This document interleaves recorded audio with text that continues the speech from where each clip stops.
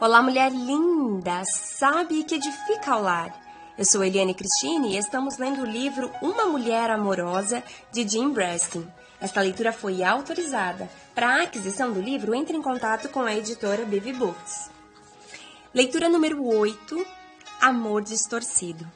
Pai, eu oro pela amiga que me ouve.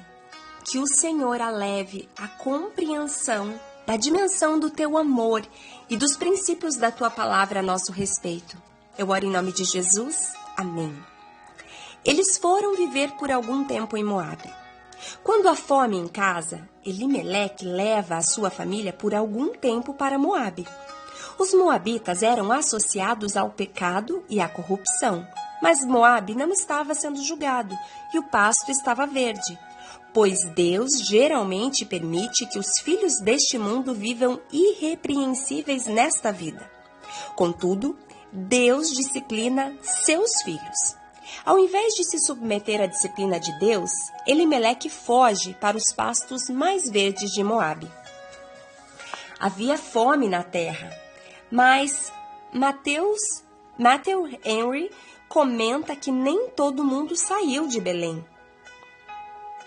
Era possível sobreviver, mesmo se Elimeleque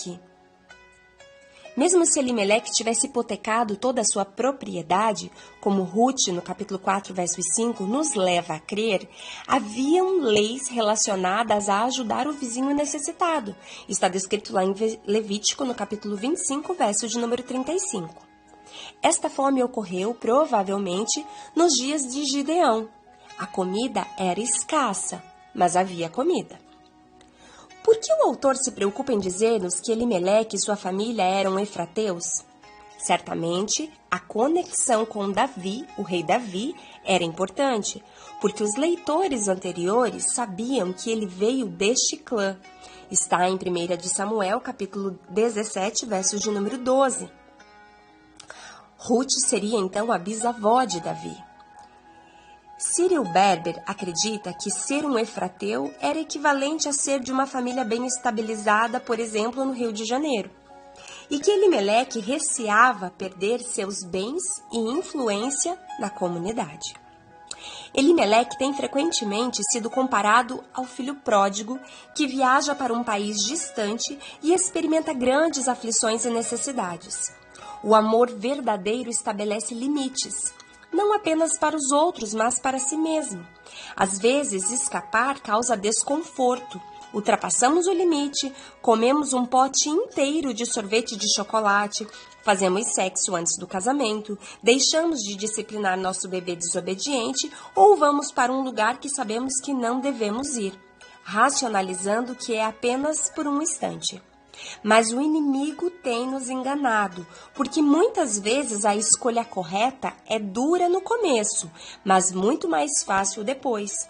E a escolha errada é fácil no início, mas muitas vezes mais difícil depois. Você se lembra de um limite que estabeleceu e que depois não cumpriu, simplesmente porque parecia mais fácil, mas se tornou muito mais difícil?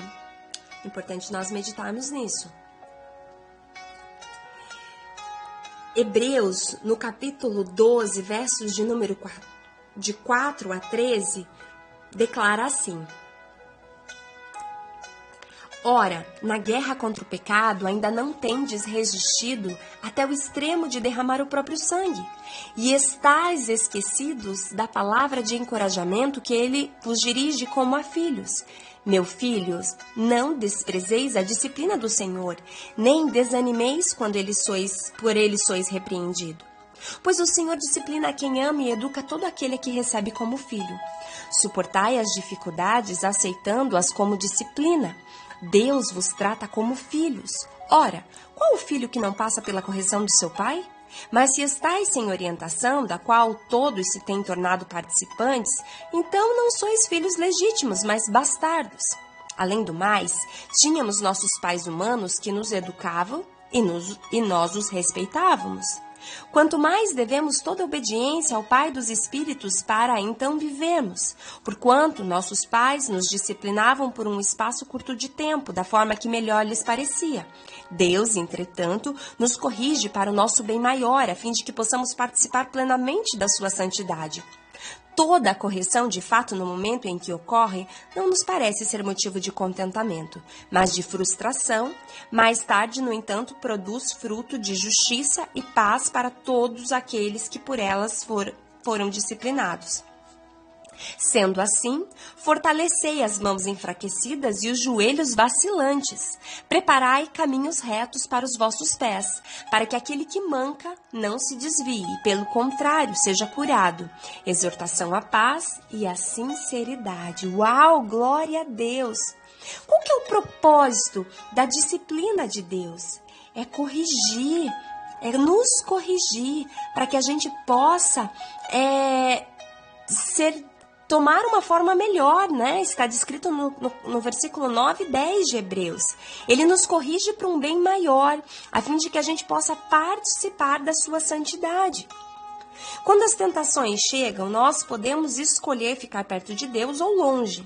Por que é tão difícil estar perto de Deus? Porque ainda é mais difícil fugir da sua disciplina. Toda a correção, de fato, no momento em que ocorre, não nos dá alegria, não traz contentamento, mas ela traz até uma certa frustração. Porém, mais tarde, no entanto, ela produz fruto de justiça e paz para todo aquele que foi disciplinado. Nós aprendemos, nós nos desenvolvemos com isso. Os caminhos de Deus nos levam a uma colheita de justiça. Se nós formos disciplinados, nós então vamos nos desenvolver na plenitude de caminhar parecidos com Jesus em busca da sua santificação em nossa vida. O livro de Lucas, no capítulo 15, versos de número 11, nos traz a história do filho pródigo. E o livro de Ruth exemplifica que Elimeleque se compara a esse filho pródigo. Então nós vamos ler juntas esse texto. Lucas, capítulo 15, versos de número 11, Jesus continuou: Um homem tinha 2 filhos. O mais novo reivindicou do seu pai: Pai, me dá a minha parte da herança que tenho direito. E consentindo o pai, repartiu sua propriedade entre eles. Não se passou muito tempo e o filho mais novo reuniu tudo o que tinha, partindo para terras distantes, e lá esbanjou todos os seus bens, vivendo de forma irresponsável. Coincidentemente, após haver gasto tudo o que possuía, abateu-se sobre toda aquela região uma grande fome e ele começou a passar muita necessidade. Por esse motivo, foi empregar-se com um dos cidadãos daquela região, que o mandou para o campo a fim de cuidar dos porcos. Ali, chegou a ter vontade de encher o estômago com as vagens de alfarrobeira com as quais os porcos eram alimentados. No entanto, ninguém lhe dava absolutamente nada. Foi quando, caindo em si, falou consigo mesmo: Quantos empregados de meu pai têm comida com fartura? E eu aqui, morrendo de fome. Levantar-me-ei, tomarei o caminho de volta para o meu pai, e ao chegar lhe confessarei: Pai, pequei contra o céu e contra ti. Não sou mais digno de ser chamado teu filho. Trata-me como um dos teus trabalhadores. E logo em seguida levantou-se e saiu na direção do pai. Vinha caminhando, ele ainda distante, quando seu pai o viu e, pleno de compaixão, correu ao encontro de seu filho. E muito o abraçou e o beijou. Então o filho lhe declarou: Pai, pequei contra o céu e contra ti. Não sou mais digno de ser chamado teu filho. Entretanto, o pai ordenou aos seus servos: Trazei depressa a melhor roupa, vestii-o com distinção, ponde-lhe o anel de autoridade e as sandálias de filho. Também trazei o novilho gordo e o preparai, comamos, façamos uma grande festa e regozijemo-nos, porquanto este meu filho estava morto e voltou à vida, estava perdido e foi encontrado. E começaram a celebrar o regresso. Glória a Deus. Glória a Deus. Eu vou parar por aqui. Você pode depois ler aí na sua Bíblia, na sua casa. Mas esse filho, se comparado a Elimeleque, também quis ir para um outro país distante, longe da alegria do seu pai. Mas ele chega em dado momento em que ele se dá conta que há um princípio de fome, ele está passando necessidade, ele está envolto, comendo a comida que eram se dada aos porcos, e então ele percebe que junto da casa do pai, até mesmo os trabalhadores do pai dele eram melhores atendidos. Então ele caía em si. E o livro continua dizendo assim, Helmut Tinlink explica que arrependimento, apesar de ser algo difícil, sempre traz alegria. Sempre que no Novo Testamento fala de arrependimento, a grande alegria está por vir. Ele não diz arrependa-se ou o inferno irá lhe engolir, mas arrependa-se e o reino dos céus está ao nosso alcance. Ah, glória a Deus! Uau! Que tremendo! O reino de Deus está ao nosso alcance, ao alcance de um coração quebrantado e contrito que se arrepende diante de Deus e que busca cada dia ser mais parecido com Jesus, ser parecido, ser semelhante, se tornar a estatura de varão perfeito, assim como Paulo diz, não que eu já tenha chegado à perfeição, mas prossigo para o alvo, eu continuamente busco que o Senhor me aperfeiçoe, molde em mim o seu caráter e eu seja cada dia mais parecida com Jesus, que o Espírito Santo me ajude nas minhas fraquezas, me ajude a orar, a estar no centro da vontade de Deus, porque Ele conhece a vontade de Deus ao meu respeito. Então que o Senhor me ajude, me fortaleça, me forge e que eu possa ser essa mulher que vive e caminha em arrependimento, buscando santidade, e como diz também no livro de Hebreus, que nós ainda não resistimos até o extremo de derramar o nosso próprio sangue em relação ao pecado.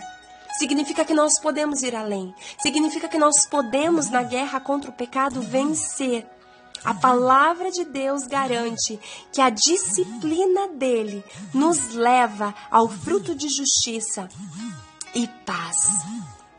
A palavra dele ainda nos encoraja no versículo 12 do capítulo 12 de Hebreus, para a gente fortalecer as mãos enfraquecidas e os joelhos vacilantes.